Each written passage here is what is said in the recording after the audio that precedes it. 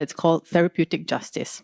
And what is this really? It is an approach that recognizes that such proceedings, investigations cause a lot of distress to the family, right? It's an approach that tries not to make this distress worse.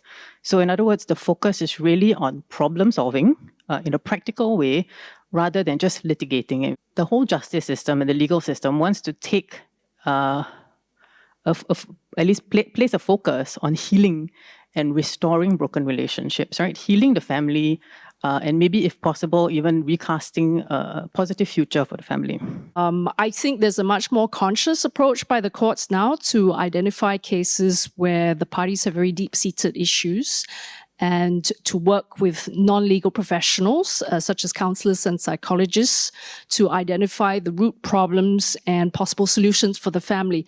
So it is the same judge hearing the matter, the same counselor, the same psychologist. So it's a multidisciplinary team that follows the case from start to finish, and they'll try and prescribe non-legal interventions, right? For like therapeutic programs and so on, to try and bring the parties to a more amicable frame of mind and relationship for the benefit of themselves and the children. So the key is shifting the parties' mindset, right? From blaming each other for the breakdown of the relationship and then towards thinking about how to make co-parenting work in future. I think as a mediator, it's and also to a large extent as a family lawyer, I think not to be judgmental.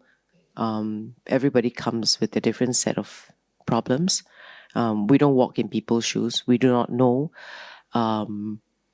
what they have to live with on a day-to-day basis. And I think also we have to remove our own personal bias from the situation. So what may be good for my family, what may work in my family may not work for another person's family. And I think we shouldn't, be finger pointing or blaming and trying to impose our own standards on others, but really to look at what their interests are and to help them reconstruct. Well, a couple of you have now mentioned this idea of having people engage in this mindset shift to how they approach their own family struggles and family strife. So let's just talk about it maybe in the case of maintenance, right? Maintenance claims. SPS Rahayu, how can we actually start educating the public to, okay, then maybe the next time they have to go to court for some issue, they approach the proceeding with a different mindset than before, rather than it's going to be a fight. Maybe let's go there to solve it and try and maintain my family peace. The law framework actually helps to set certain norms, set certain expectations of what is the process and how it should be. But when it gets translated on the ground, I think the narratives and the mindset shifts need to be accompanied as well, because and everyone plays a part in this.